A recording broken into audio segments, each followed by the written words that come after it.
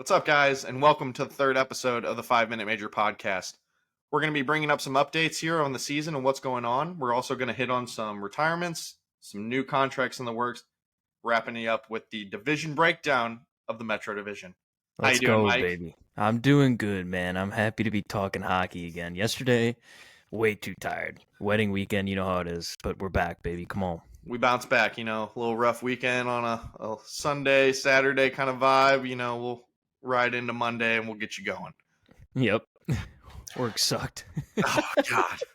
Hey, guys, if you listen, make this our full-time job. Yeah, I was like, please, if you can take this where we can not work our full-time jobs and do podcasting 24/7, we will do it for you guys. But that means you got to watch our podcast, listen to our podcast, spread the word about our podcast, and be on the lookout for some giveaways coming up soon, as well as some stickers, guys. We'll be getting those out to you guys before long, okay? Fancy. Mike didn't even know about that. There may be a signed puck that could be going up for one of our special listeners. Whoa, I don't know. I love Maybe that. a Brandon Sod signed puck. No, wait, that's mine, bro. Well, you might have to kidding. fight Mike for it, but we'll have some giveaways throughout the year if you guys are willing to listen and spread the word, okay? All right, picking up with some updates. Swayman, what the hell is Boston doing, Mike? What is going on? I don't know, man. We've talked about this for every episode of this goddamn podcast, and it's starting to piss me off because I like, for some reason, I like Swayman, even though he's a Bruin. And what we've heard now through Elliot Friedman, well, it's more of a theory, but he says they're holding out on Swayman because he has not carried a full season as the number one goalie in the NHL. This guy, has only gotten better, has gotten more games every year. He had played 44 last year, and he had a 9.3 save percentage, and then he goes in the playoffs, goes 6 and 6 through 12 games, and has even crazier numbers. I don't even know what they're waiting for. It's weird. It's wild because you traded Olmark away. You put all your chips in going with Swayman, and right now maybe you should have had a deal in place before you let Olmark go, because I'm sorry, Korpisalo is not the guy that can take you to the playoffs. Agreed. I just can't believe it. If he can't play if you don't think he can play 10 more games and do the same thing, I just don't get it. No. And, if he wants more money and you can't do it, then that's fine. Just lowball him. You got to get him signed. Either he asks for too much or you lowball him. Either way, you're going to come to an agreement. To me, it's something outside of the two. Maybe it's an agent.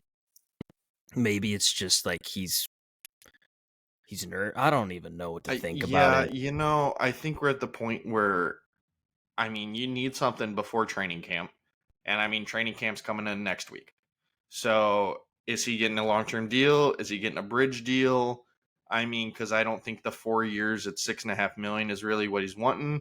Which, Benner got a 6-year deal or a $6 million deal, but he was older. He had won one Stanley Cup playoff for you, or Stanley Cup for you, which everyone for the Blues was like, pay the man, don't lose him. There was rumors he wanted $10.5 million. Swayman did. I still think with what we talked about, I think $8.5 million. Maybe you do an $8 million for 2 years. That's a bridge deal, but that's a pretty steep bridge deal. So I think it'll be very interested to see how this all plays out. Yeah, to me, I guess there's no rush. If he wants to play there, he will. He's gonna have to accept the fate that he might not get the money he wants. But yeah. You're gonna go to the playoffs every year in Boston. It's almost guaranteed.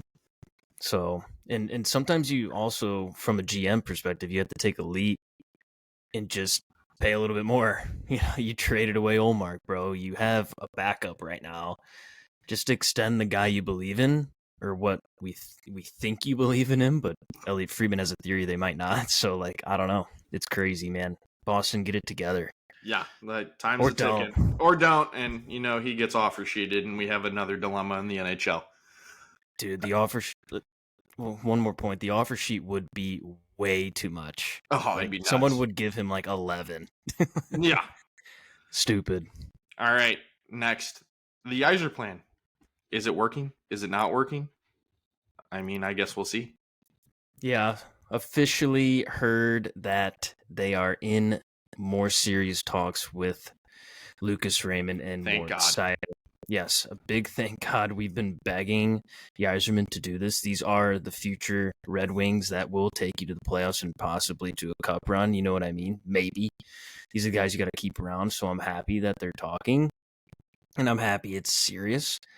It's a little bit more work, probably. That's what they're saying. It's not like fully there.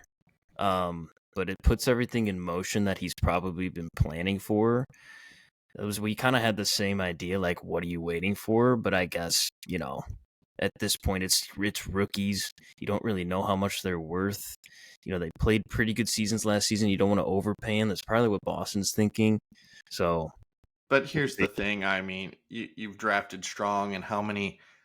The biggest one is Seider. Like, defensemen are hard to come by, and Seider clearly is that guy. I love Raymond, don't get me wrong, but there's an abundance of forwards, and there's always another young player. I think Seider's your number one priority. Raymond's the one to follow, but I don't think either of you growing up would have ever been like, man, we're invested in Detroit Red Wings right now. We hated them growing up, but look at us now. So I think we'll see what Steve Yzerman has in his plan, and I yeah. think it's going to be end of the day. Both of them are locked up long term, or they're on bridge deals, getting future long term deals. Yeah, I agree. It just depends on cap space. It depends on what Yzerman's trying to do. Like, is he trying to set up for success down the road, like DA is with St. Louis? Yeah. Or is he kind of just like, fuck it, let's try and make the playoffs, man. We were pretty close last year if we didn't blow it on a few games and get unlucky on the other side of things. So we'll see. I hope they get long-term deals. Like I said, Moritz Seider, he's a Swedish kid. That is Nicholas from baby. It should be. He should be there forever. So We'll see. I'm excited for Detroit. It's kind of weird to say. Yeah, I know. Those are weird words that we're going with. All right, moving on. Adam Larson nearing a $21 million extension with Seattle. I mean, Adam's a solid defenseman, but we shall see. Seattle's got the money, new ownership group with that team over there, still the expansion team, still got money flowing. People are still excited about it. I mean, I think they lock him up because we've seen if you don't have defense, you don't go anywhere in the NHL. And Adam Larson has proven he's a solid defenseman, so I think that'll be a big time signing for them going forward. Yeah, Ron Francis is he's always been big on defense. Obviously he was a beast when he played. When he drafted in the expansion draft, he picked up just a bunch of beefy boys too. So I'm excited for Larson. He's always been just super solid, dude. And I hope that Seattle can build around guys like that for more years because, I don't really have a hate for them or anything. They got our boy Schwartzy. So, and from what we've seen and heard, everybody loves it up there. Yeah, And I don't think you've heard a bad thing about playing in Seattle. The fans are great. It's a big city. A lot of people love living in Seattle. I think it's only going to help them as a franchise get better over the next couple of years. yeah, and for a cheap deal too. At least they're expecting it to be pretty affordable. Why not? Ron Francis isn't stupid. He'll figure it out eventually, and he'll get that team back in the playoffs. Oh, yeah. I mean, it's just another veteran kind of guy. He's been around the league. He knows what to do. He knows how to lead. He knows how to help the youth grow. And I think that'll be a huge aspect of them signing him and locking him up for the next 4 years to teach the next era of Seattle players coming in. All right. Couple retirements, Mike. Who we got retiring? All right. First, our boy Alex Galigalski. Played over 1,000 games, absolute beast. He seemed to always be on Central Division teams that we played in the playoffs. So you got to give him props. He had 87 goals, 388 assists for 475 points with a plus 55 in those 1,078 games. That is pretty impressive. He's just an old timer, man. Like, he was always so solid. He jumped around to a lot of teams and always provided what they needed. Just when I know I heard this before, is when you don't notice a defenseman, that's when he's doing his job, and I never noticed him. So I was gonna say, not a flashy guy, but I mean, had a good run. Didn't ever get a cup out of it though, sadly. But it's one of those that anyone that can reach that 1,000 game mark, you clearly you were doing something right in the league. All right, next guy retiring, Mark Stahl. Two Stahl brothers in retirement now, leaving only Jordan left in the active players. Um, I mean, played for the Rangers. He 17 years in the NHL, 1,000 over 1,000 games. yep. I mean, he was never the flashiest players, but sometimes with defense, you don't need flashy. Just be consistent. Boom Boom Gunnarsson, the J Bowmeisters, just show up, play some shutdown two-way defense, and you're gonna play a lot of games. And I think it's hard to see guys playing this many games, and I think it'll be an interesting thing in the next years to come to see if many guys are able to reach this 1,000 game mark, because the game is evolving, speed is key, and these guys were steady eddies, and they weren't fast, they weren't flashy, but they were able to play every night, and they stayed healthy. Yeah, I think the Stalls are just the epitome of a hockey family, and you want them around you at all times. So, I mean, when Jordan leaves, it's going to be like almost heartbreaking to see Yeah. them all gone finally. They're such leaders, and um, Mark was just another example of that with the Stahl brothers, and he will be joining the Rangers in a player development role, which could be huge for Yeah. them. I mean, they're already amazing, but if you can drill it into their minds to play two-way hockey like Mark did, or just to play freaking solid hockey, then they might be better for even longer. So we'll see how that works out. I'm excited for Mark, and congrats to those two for having pretty solid careers. Oh yeah. I think it's one of those that we've seen a lot of these older players are all coming back in player development roles, and much like the Blues bringing back Brian Elliott, and within the organization you still have Matt D'Agostini as a player develop, Chris Thorburn, guys that come back, and you want those guys that have played long careers in the NHL to come back and help grow your team and grow the youth and grow the farm system as much as they can. I think that's so key, and the Blues are doing such an amazing job with it, especially with Steen gonna take over Army. He's already made his mark with these offer sheets. It's gonna be wild for us. I think we're gonna turn out to be such a weird like European team.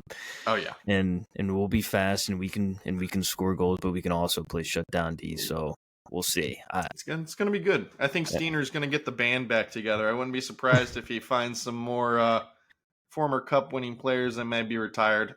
Hint, hint. Tyler Bozak, we'd love you to be back on this staff. Come on home, buddy. Yeah, we love Bozy, man. Bozy, We'll see. shout out.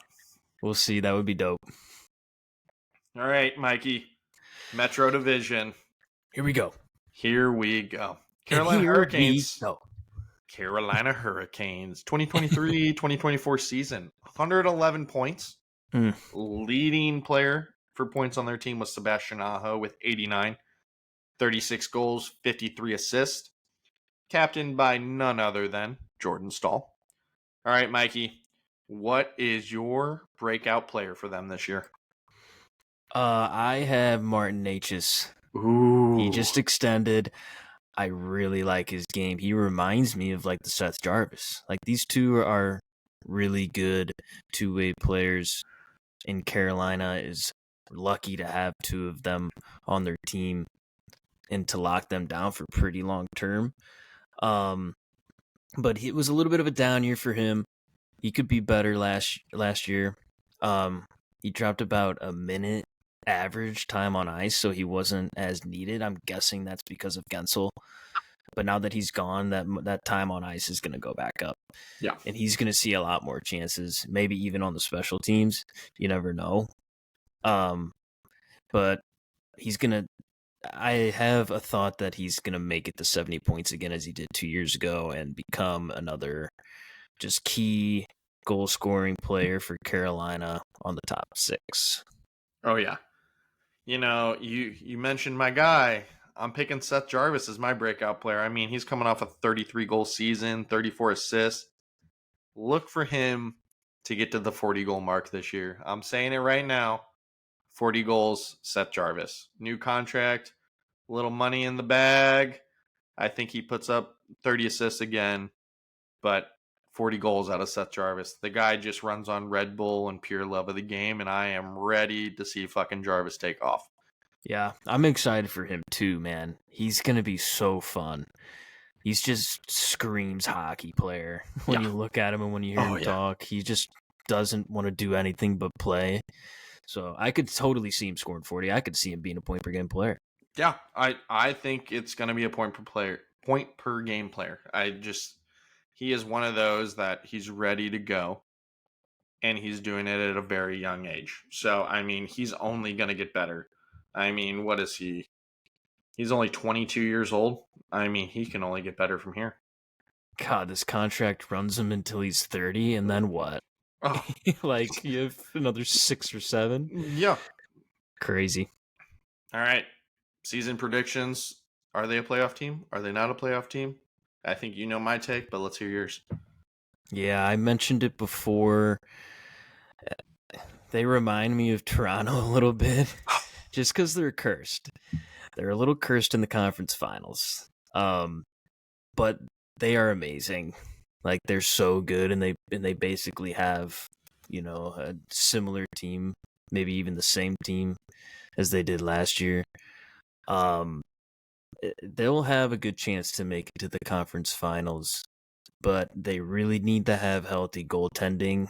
They can't be like relying on these random Russian goalies that show up and just somehow are good. They need Freddie Anderson to be healthy. Yeah. Or, they could go out and get a solid backup if, I don't even remember his name, isn't the guy, but I mean he's pretty solid. But anyway, you need Freddie Anderson. And, we mentioned Natchez and Jarvis. They're going to be scoring a lot of goals, and obviously, but they might want to go out and get another goal scorer too. Like a vet, like Detroit did with Vladdy. Maybe you can get another vet like that.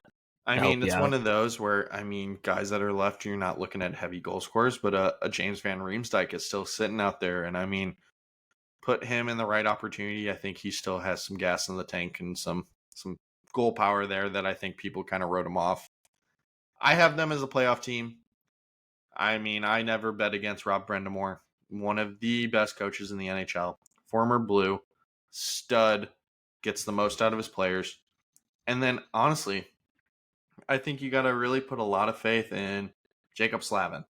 Jacob Slavin truly has to step it up this year and carry that defense, because you lost 2 other defensemen to free agency this year, one being Brett Pesce, who left. So, I think Carolina's got to really look at themselves and pull it together. But I think even with them losing players, they're still a above average team to one of the better teams in the whole NHL. They make it back to the playoffs.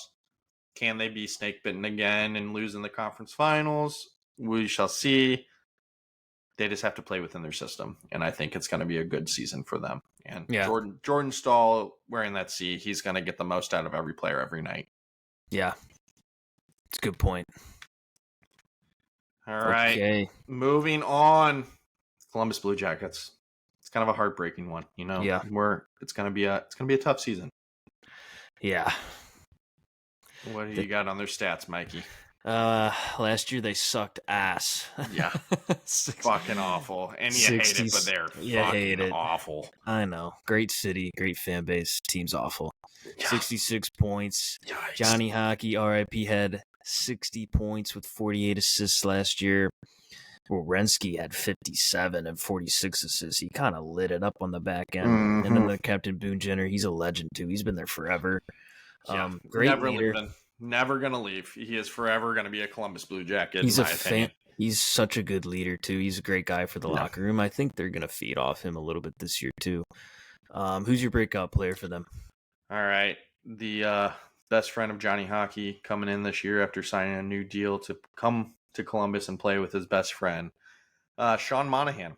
I think Sean plays with a chip on his shoulder this year. I think it's a very emotional filled season. But I think Sean has the potential to get back to 30 goals. And I mean, he has not been able to play full seasons due to injuries lately. But he's done it before. He's had 30 plus goal seasons. I think he returns to 30 goals and 25 assists. And I think he really lights it up and playing for his best friend. Still waiting to see if he switches his number to Johnny Hockey's number. But time will tell. I think it may be a retired number in Columbus this year as well. That's a good point. We'll see what they do with the jersey. Shout out to Cole Caulfield for doing what he did. What a guy. So, great kid. Great kid.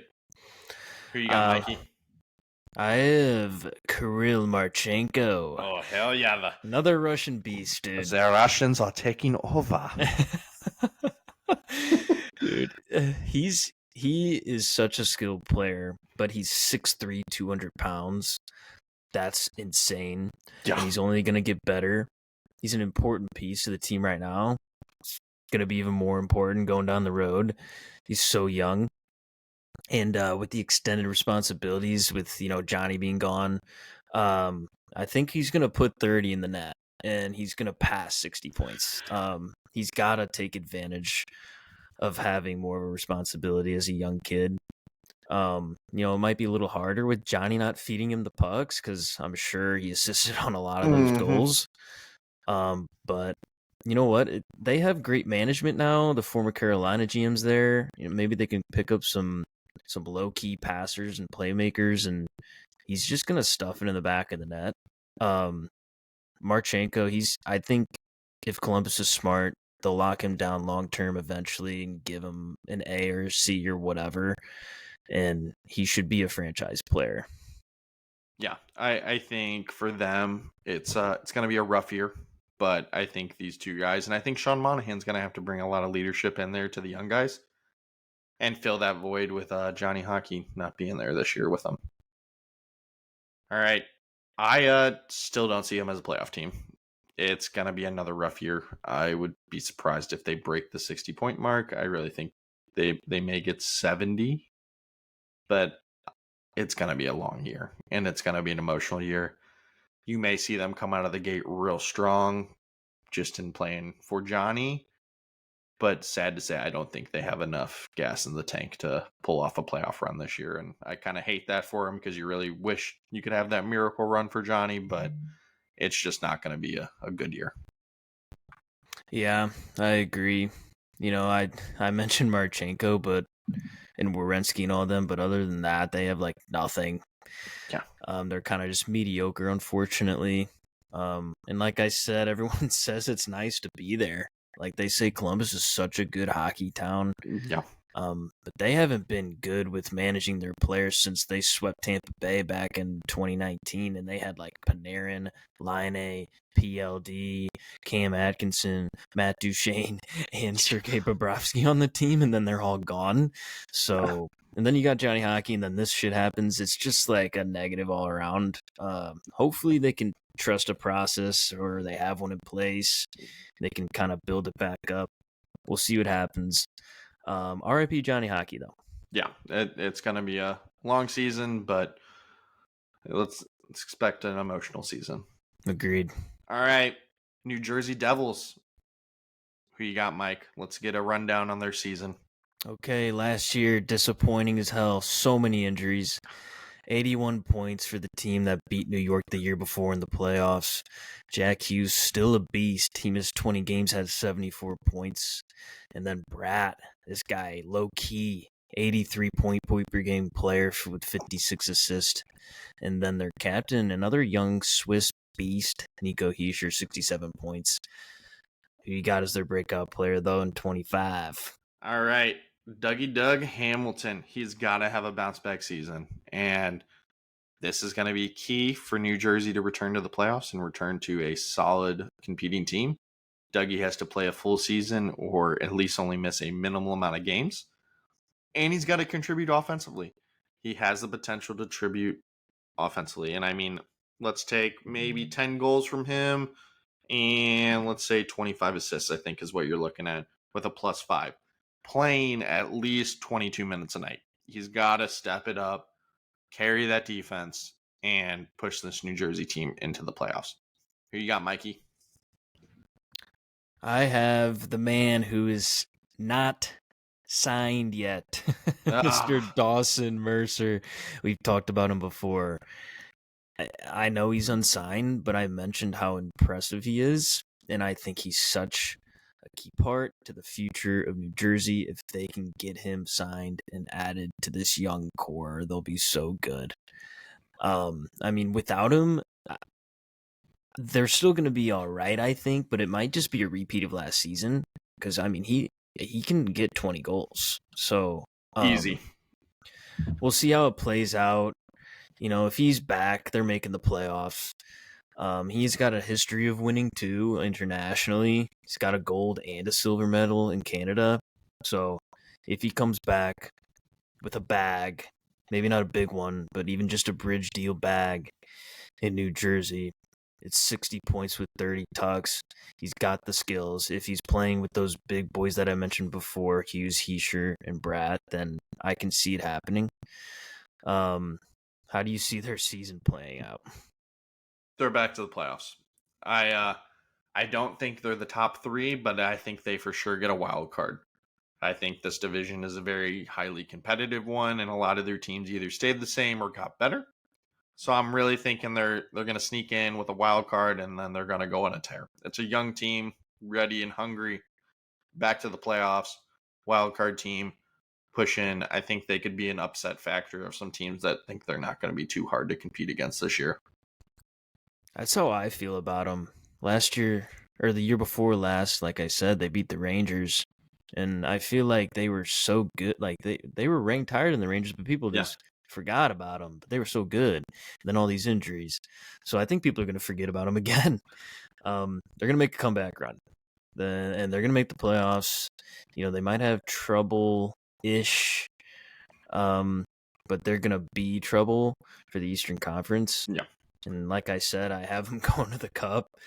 With Markstrom coming in and then having Jake Allen backing him up, who knows how to win a Stanley Cup. Oh, hell yeah. Be a backup for a Stanley Cup. And then they also have Sheldon Keefe. I think he was okay, man. I think Toronto rode him too hard. I think he's going to be happy with a more lenient core in New Jersey. In the fan base in New Jersey, they might be psychos, but it's not as big as Toronto. I was gonna say he might be able to get away with, you know, making some changes, and if the players like him, I just think they go crazy. Yeah, I think the pressure of being a coach in Toronto with a spotlight on you 24/7 is hard one to live under, and I think fresh start. The man knows his hockey. The man knows how to run a power play. The man knows how to really build a power forward dynamic offensive group.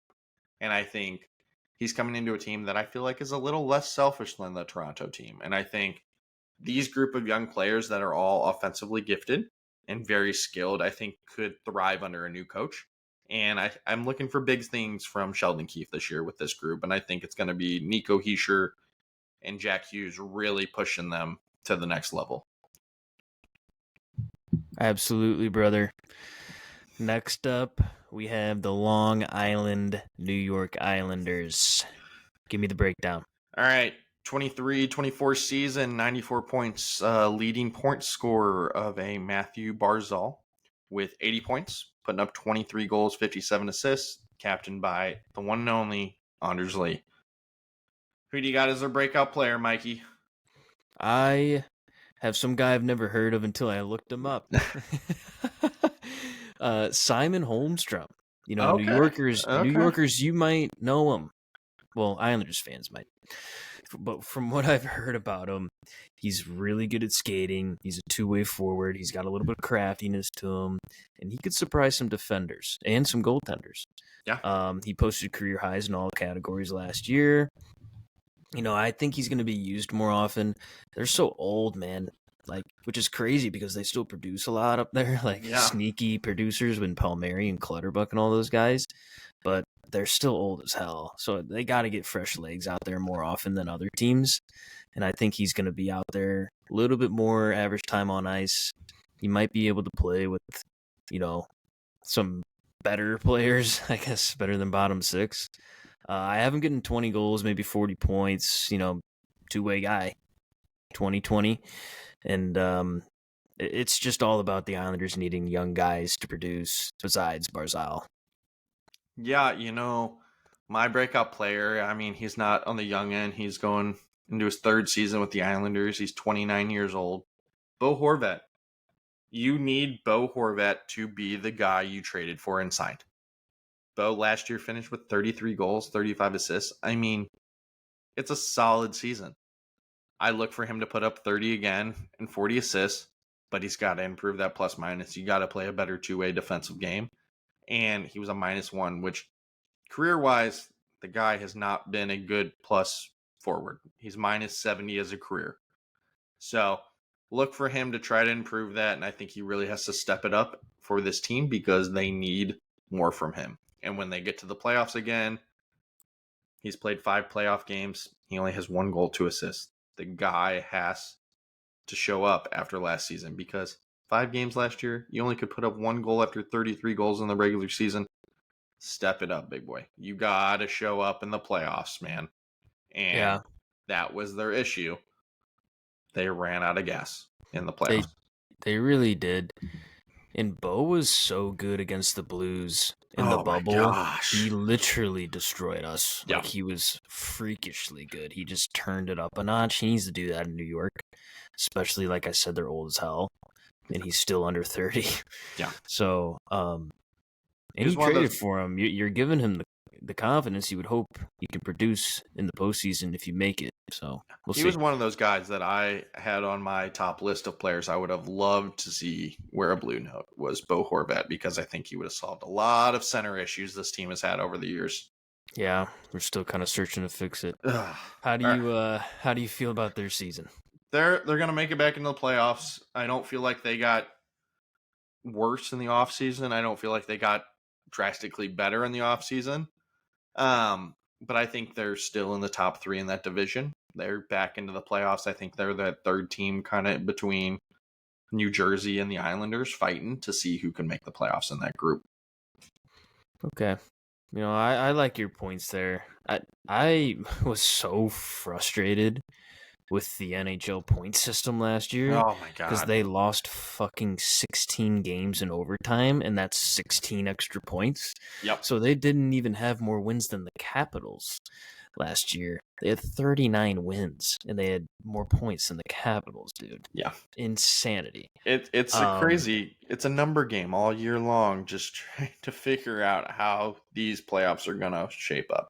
It made me a little bit upset. I kind of shat talk the NHL for a little bit there, but like you said, they're the same team that they've been for literally years, so they're probably going to do it again or barely miss, but with New Jersey getting a little bit better in my opinion. But I think they're fighting again for a wild card spot and maybe sneaking into a second round if they can really get that help from Bo and maybe even Holmstrom. You never know, maybe he shows out. But another key part is Sorokin. He's going to be amazing. He's top 5 goalie in the league, so slept on.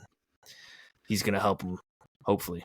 Yeah, it's one of those that I think the more we've talked about these breakdowns of these divisions, I don't know if there's as many runaway teams as there were last year, and I think there's going to be a lot more teams that have improved in this offseason that we could see pushing for some wild cards, and people are really going to be fighting at the end of the season. And I think that's good for the NHL. We need more competitive seasons where people aren't putting up crazy point seasons. I agree. And in the NHL, it might seem like the same teams, but it's so hard to go back to back like we mentioned before. So it would be cool to see some random teams make it in, some low key teams. Some crazy runs like 2019 Blues. Yeah. We'll see.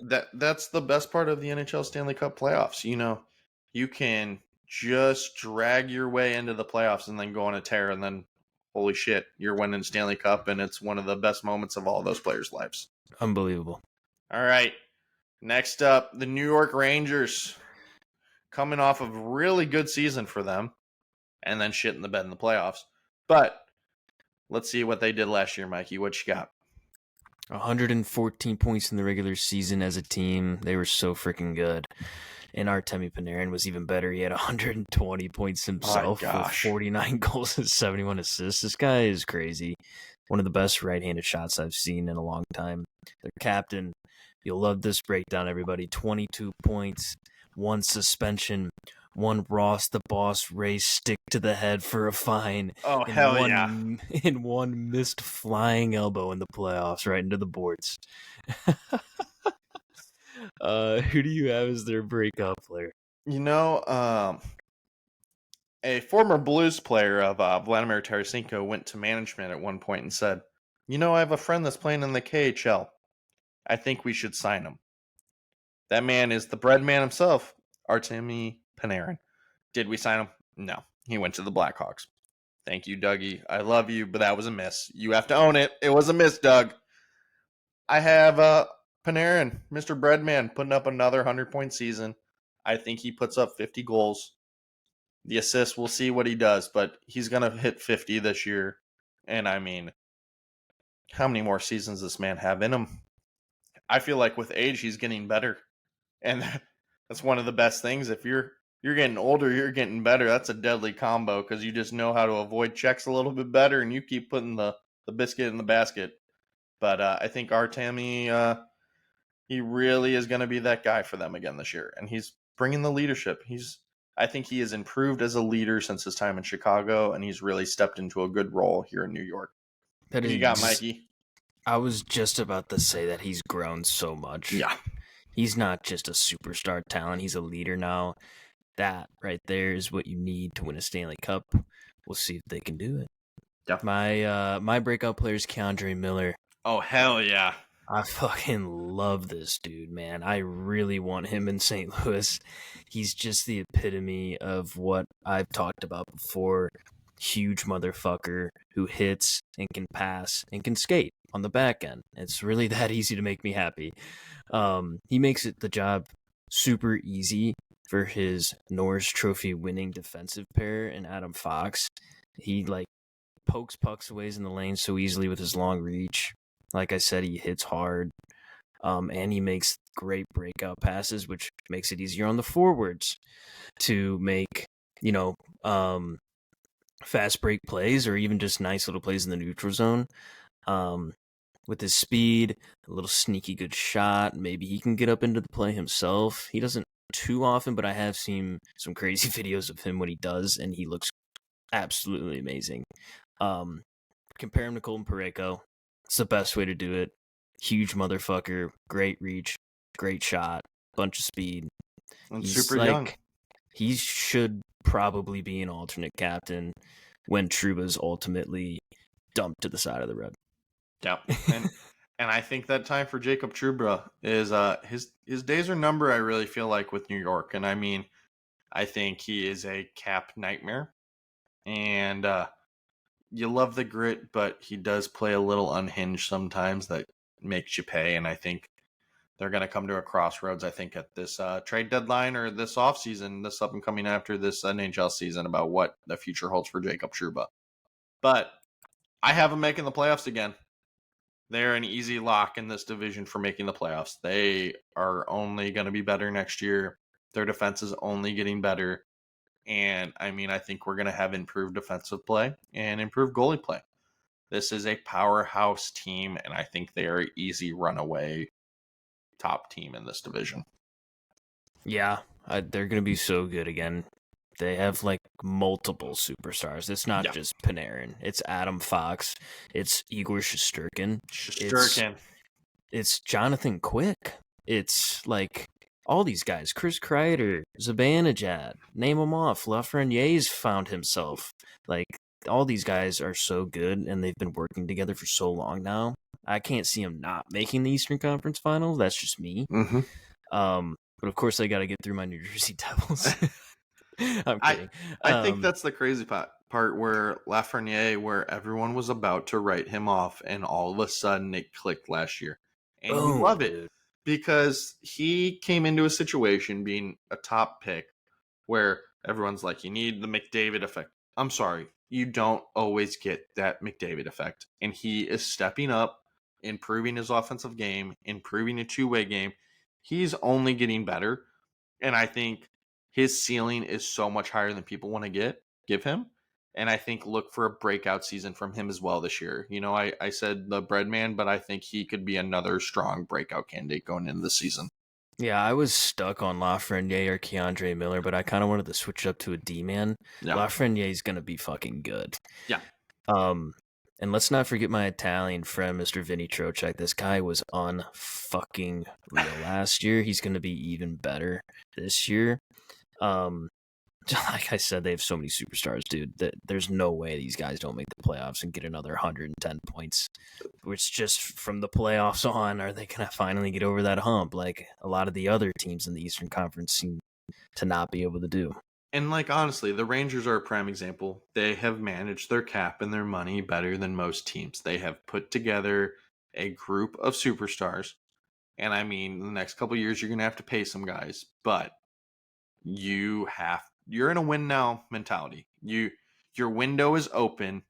You have to capitalize, because if not, guys are going to retire, guys are going to get old, and money's going to run out, and you're going to have to figure it out.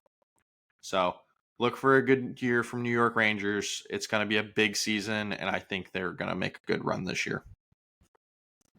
All right, we got the next team on the list, Philadelphia Flyers.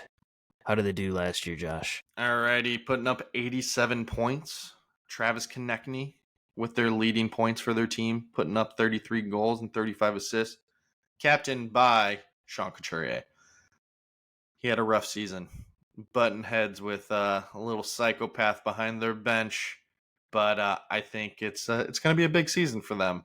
And I mean, Danny Briere is building a franchise, and it is another former player stepping into a management role and taking it and running with it. And it's only going to get better from here, I have no doubt. I like that little early analysis on Danny Briere. Oh, yeah. It's just like a Steen situation. He's trying to help the team get younger and faster and better. That just brings me to my breakout player, Owen Tippett. This dude, like, where the fuck did he come from? He's so good. He's shown nothing but how skillful he is, his speed, his ability to score from crazy areas. Like, he's just got one hell of a shot and good game sense already. But he's got so much potential. Like, its ceiling is higher than my arm can go. It's just unbelievable. I can't see how he doesn't get a point per game this year. Yeah, I mean, I don't see it any other way. He's playing top line minutes with Konechny, and Konechny's a beast too. So, yeah, I mean, talk about a player drafted to Florida. He's also my breakout player, mainly because he's a redhead. You know, little biased here, but gotta love my redheads out there. He is growing into his own, and I mean, it was another guy that people wanted to write off, but he's 25. He's a big kid, 6'1", 210 pounds, Ontario, Canada boy. I mean, he is gonna step up, and he's only gonna get better. I mean, he's only played 270 career games, putting up 142 points, 73 goals, 69 assists. The kid is a stud still, and I think these last couple of years he just needed the opportunities because he had not been given them. And these last 2 years in Philly, I mean, we're pushing that 30-goal mark. So I think he reaches 30 goals this year, for sure. 30-goal scorer for sure this year for the Philadelphia Flyers. absolutely, especially with Couturier not being able to produce like he is because injuries and Tortorella button heads. But I think that might be a little bit over. I think Torts is going to lead him to the promised land, at least the playoff land.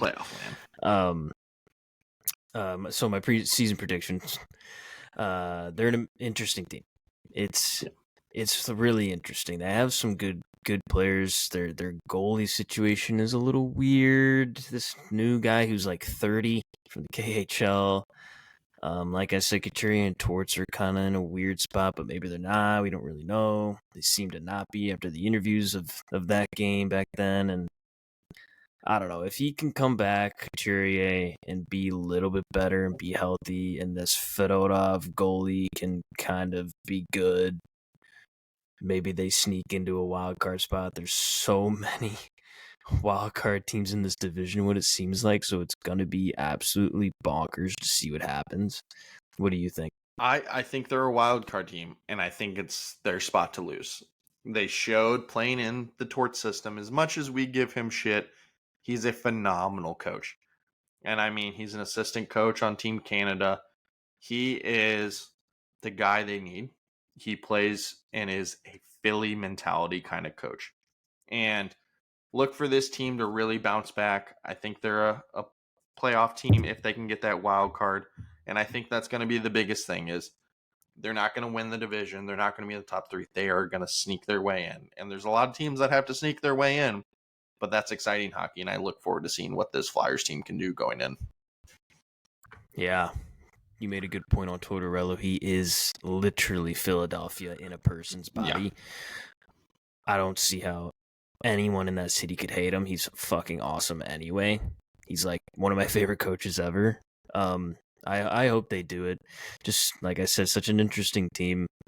They were kind of close last year, kind of fell off in the end. I don't know, a couple changes, and Carter Hart's kind of not playing now because of the weird stuff that we should mention, and we'll see. But we'll see. Yeah, look for teams that this year it's can they play a full season? You got to piece it all together because that is what the difference maker for a lot of these teams were from a wild card spot and a playoff spot was putting together a full season. And if they can put together that season, some may have a chance to go on a run. And a lot of it is on our guy, Owen Tippett, to lead them to that powerful punch, playing a two-way game, punch you in the mouth, Philadelphia Flyers mentality. Absolutely. All right. On to their biggest rival across the state, the Pittsburgh Penguins. How did they do last year, Josh? All right. 88 points. Sid the Kid Crosby. I mean, he's not a kid anymore, but 94 points, 42 goals, 52 assists. Still wearing that C in Pittsburgh. This man is secretly, I mean, I don't know if it's really a secret. He is one of the best players in the NHL. And I think he will go down in history as one of the best players to ever play in the NHL, for sure. But Father Time's catching up. He's getting older. Will he have it in the tank this year? I really think he does. I think he leads this team into a great season. It's such a good point that he's like almost 40. Oh my God, he's a dinosaur. 94 points. This guy he's ageless. Like I feel like he hasn't been bad. No. Even when he had those concussions and stuff, like even recently, he comes back, he's like a 2-point per game player. I love Sidney Crosby so much because of how good he is. It makes me sick thinking that someone can be so good at something. And he's not making the playoffs every year. Oh my God. Shout out to the 2009 Stanley Cup run where they won that cup. It is a epitome of a player. He's like the Tom Brady in a way of the NHL, where a little bit. He is able to put himself in positions to score, but also doesn't put himself in the position where his body is just going to get beat to shit. No. So he'll go down or avoid that big hit if he has to. And I mean, clearly it's working because I don't know how many guys put up 42 goals last year. Not many. So he's clearly the guy for Pittsburgh this year and needs to be it again this year. He's the greatest. Well, I shouldn't say that. He's a Hall of Famer. I was easily. Like, you aren't going to say it, are you? He's a Hall of Famer easily. He's definitely top 3 greatest Pittsburgh Penguins of all time. Maybe not the best, but he's Who's up there. Who's on your top 3 there, Mike? I want to see who you're about to say here. It's Lemieux. Okay, thank you. And Crosby and Yager. Probably. Okay, I was about to be like, if you don't put Yarmir in there, the man that's a freaking 50-year-old still owning a hockey team and playing. I know. They should fucking bring him back. Bring him back. Fourth line goon. All right, unrelated to Crosby, who's your breakout player? All right, switching to the D-men. Ryan Graves. I really think this big boy, lengthy defenseman, like we were talking earlier, I mean, we both would have loved this guy playing for the Blues. And I mean, had an off year last year, has dealt with some injury issues, but he got a nice hefty paycheck to come play in Pittsburgh. And I hope to see him put up about 5 goals, 20 assists. And I know that doesn't sound like a much for a lot of people, but I think he's going to be a plus 25 playing 19 plus minutes a night. I mean, he's going to have to eat some ice time. And I mean, he's competing with some guys that play a lot, Letang, Carlson, but Ryan Graves has to be that young guy. And I say, yeah, I mean, he's late 20s, almost 30s. But I think he's going to bounce back this year and really show the kind of defenseman he was in the Colorado era. He was a stud for Colorado, went over to New Jersey, had a little hard time, and then ended up in Pittsburgh. And I think it's really going to work out for him this year. I Who do you got? agree. I love Ryan Graves. You can't hate the kid. He's No. a stud, and I really think if he's healthy, he'll have a great bounce back season. All right. I have Drew O'Connor. Oh, okay. A little sneaky pick, one of the younger Sneaky. guys in Pittsburgh. Yeah. As young as you can get. But he's just a low-key depth piece for them in their aging group in Pittsburgh. He's been able to gain a little bit of endearment from the coaching staff. He's got a little more time on ice and continues to get better. He's only 26, so our age, he's kind of the future, I guess, in Pittsburgh. Yep. You know, their older guys are getting there, and I think he can be a 20 to mid-20s goal scorer on the bottom six of a team that really relies on their quick shifts with the young legs getting out there to make sure Crosby and Malkin can actually play a full game. And he might even be able to play up a little bit this year. You know, put him out there with Crosby, he'd probably score fucking 40. Do it. So Drew O'Connor's my guy, young buck. He'll be pretty good for them in the future if they can keep him in Pittsburgh. I was gonna say, like we've seen in the past. I mean, some bottom tier guys like Pascal Dupuis, who played with good old Sid the Kid. I mean, he had great seasons playing on that line with Crosby. So I think he could really sneak in there. Playoff predictions for this team, Mikey. What do you got? They're interesting too. They're almost like the same thing as Philly. Yeah. They've been stuck in the middle for a little bit, like the Blues, you know, maybe a little bit longer than the Blues, honestly. They really haven't moved on from their old guys, though. I mean, Crosby is an exception, but now you have Malkin, who I feel like is really deteriorated. Their goaltending is kind of ass, to be fair. I was gonna say it's make or break for Tristan Yari. Easily make or break for That Jari. is the biggest thing I have. I think they're a borderline team, like you said, but is Tristan Yari the guy that can get you there? And I'm sorry, I thought he was, and more, I don't know if he is. I don't know if he can put together a full season or show up when you need him to. So look for him to be a key player for them to have success this year. Yeah, if he can actually do okay, and Carlson and Letang don't get hurt, I don't know. They could maybe put up the same amount of points, 88, 90, and maybe like give themselves a chance for a late year push. But I think they miss strictly because Crosby can't do everything. And Drew O'Connor, even though he's going to break out, he can't also do everything. Yeah, it's the main point I'm trying to make is that the goaltending is so bad, and they had so many goaltenders in their organization, and ever since Fleury's been gone, they've had fucking nothing. Yeah, like Matt Murray. Matt Murray, he had like 1 year. Toronto made the stupid mistake, as they always do, to pay him too much, wasted money on him, and Pittsburgh just, they need to figure it out soon. Dubas needs to do something crazy. Like maybe they can do an a mid-season like flip-flop with some goalie, like anything. Yeah. Yeah, I mean, we'll see. Dubas is one to make some interesting moves. He appears to be the number one trade partner with your St. Louis Blues. Dubas likes dealing with Dougie Doug, so Not to say we're going to be trading a defenseman their way, but I'm interested to see what Dubas will do with this team. And we know he'll open up the checkbook and pay players like he did with Tavares in Toronto. But I mean, we're really looking at a monumental season here because you have an aging core. And I mean, at some point, you're going to have to decide which direction you're going to go. Either you're going to tear it down all the way. And I mean, for Crosby's sake, I really hope they don't. And I think Crosby will finish his career as a Penguin. It'd be a really weird thing to see him put a jersey of another team on, but I think they're a borderline team. I don't think they're in that playoff window, sadly. And I think the years of watching Crosby just destroy everyone in the NHL is coming to an end, as much as I hate to say it. Yeah, I think he lasts longer than Ovi, which is crazy. Yeah. But I don't think he goes past 45. No, I don't think so. And I think it'll come down to his concussion issues at the end of the day, as if he can continue to go.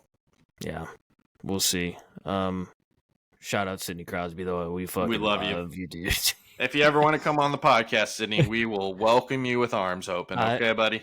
I would be kissing the ground you walk on, dude. You're so good. And you're the best guy ever. Yeah. So. Class act. All right. The last team in the Metro, Crosby's nemesis, now best friend, the Washington Capitals. How'd they do last year, Josh? 91 points, made their way into the playoffs. Leading point player on their team. Was it Ovi? Nope. Dylan Strome with 67 points, putting up 27 goals, 40 assists. Captained by the arch nemesis or best friend of Sidney Crosby, Alexander Ovechkin. I'm interested to see how this team does. Who's your breakout player for them this year, Mikey? This is where everyone clicks off the podcast because we talked about this earlier. My breakout player is Pierre-Luc Dubois, baby. I think PLD, hear me out. I think he's going to be told what to do by Ovechkin. Yep. Ovechkin's kind of turned into a little bit of a grandpa. Maybe he's a little bit nicer now, but I think PLD's going to see the Dr. Pepper on the bench, the Alfredo and Red Sauce mixed pasta before every game, and going to be like, why am I being such a pretty boy? I play hockey. It's time to like score some goals and look cool as fuck doing it. And if he gets to play with Ovi, he's going to stop fucking pussyfooting around. Oh, yeah. And he's going to play top line minutes with the greatest goal scorer in hockey history. And he's going to score 60 points. I just don't see how Ovi would ever allow this guy who's getting paid so much money to come into his organization and fuck it up after they made the playoffs somehow last year. I think it's going to be a big season.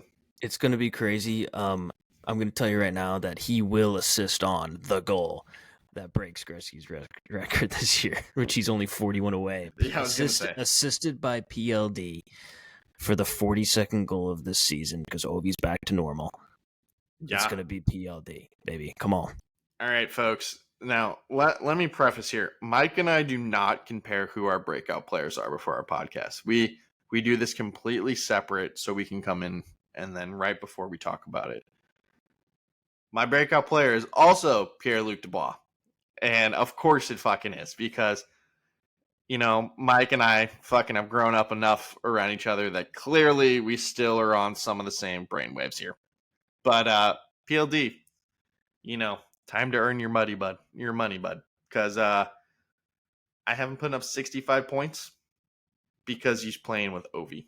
And if you don't put up 65 points, no one is going to fix you at this point. You're broken, and you're going to be the next Ryan Johansson who's getting bought out by a team. Dude, this is your last shot, and you can't fuck it up playing next to Ovi because Ovi will end you.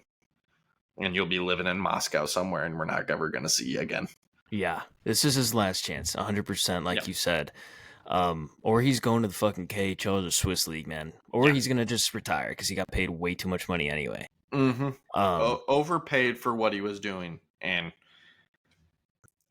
this is one of those players that some GMs are just like, oh, yeah, you want this much money? Here you go. And I'm amazed. I'm amazed, but like, good for him though. If you were able to sign that contract, good for you.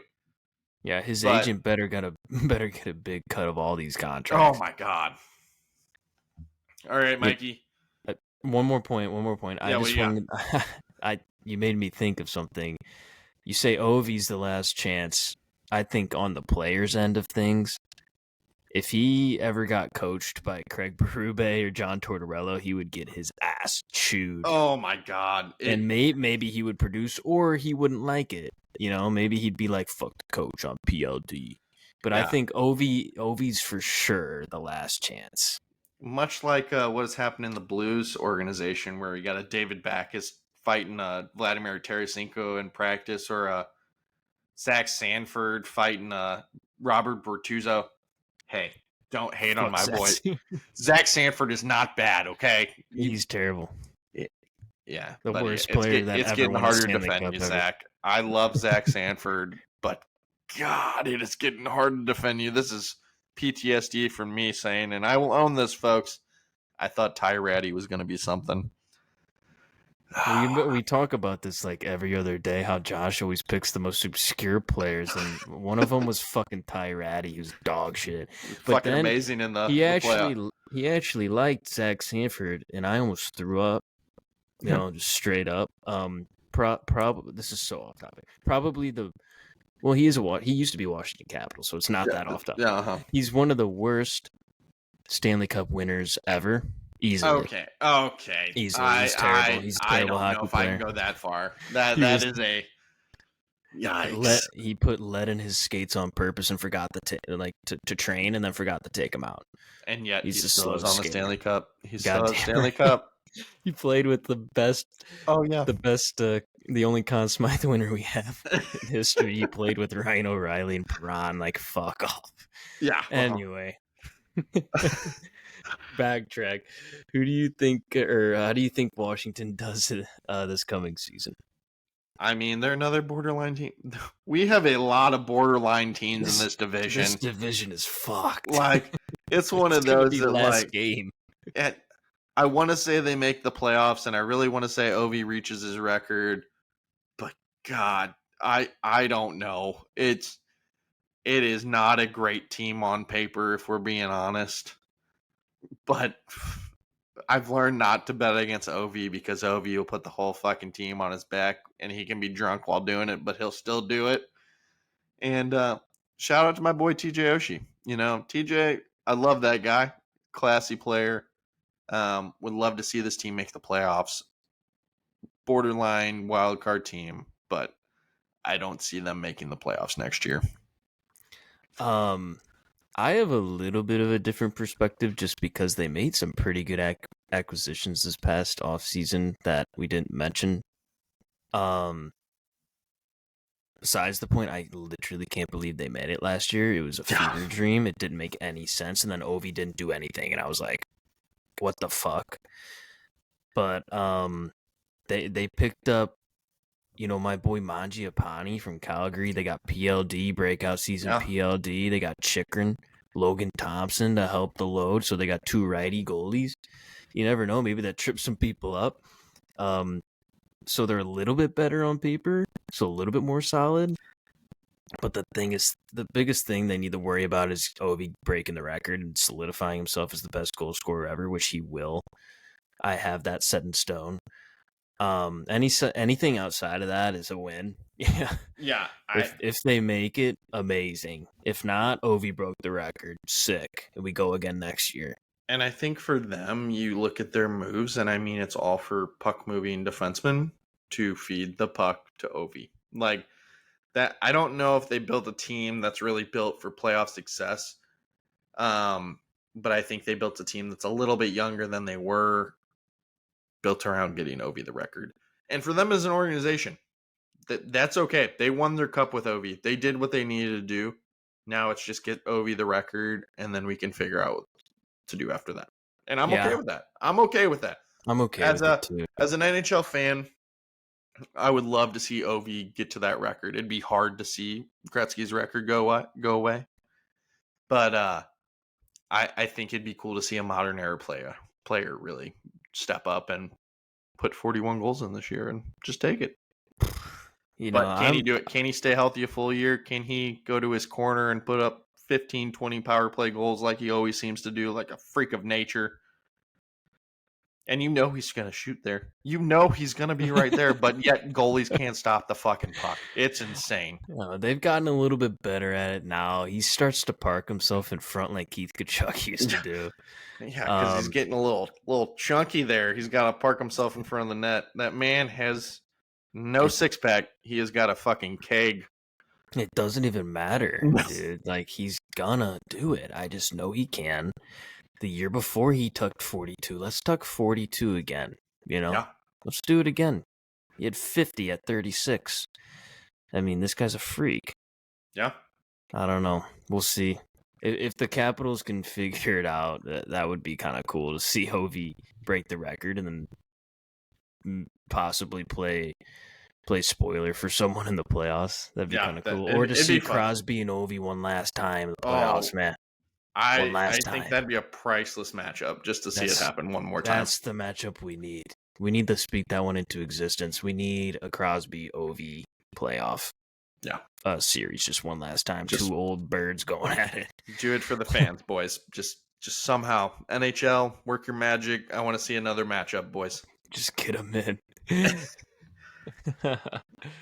All right. Anything else you want to chat about before we sign off? You know, I think we got a couple things coming up for the Blues here, coming up in the next couple weeks, and we'll have you some updates on that, folks.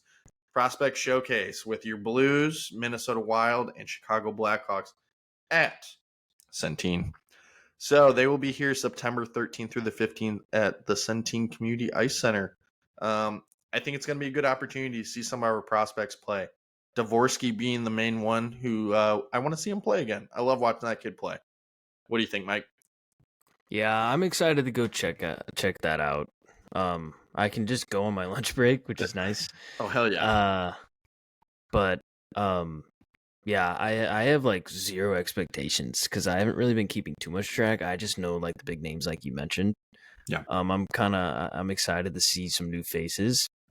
And maybe someone stands out. You know, you never know. Maybe Steen dug really, really deep on his draft class or something, and some other rando breaks out. But we'll see. We're excited for Blues hockey, man. We're just excited for hockey in general, and we're so happy that we can just spitball random bullshit on this podcast about the sport we all know and love. And we're happy you guys actually listen to it. You know, next week we'll be back. And we'll be on the Western Conference with the Pacific teams and maybe some crazy updates. You never know. Maybe the Yeiser plan gets in motion. Maybe Swayman finally signs. Maybe something else. But we'll keep you updated. We love you guys so much.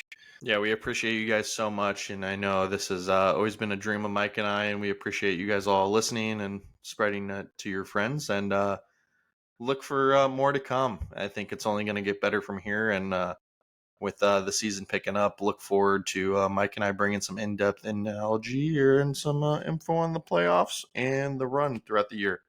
But thanks again, guys. Always a pleasure, Mikey. Love doing this with you. Look forward to seeing you guys next time. Cheers, guys.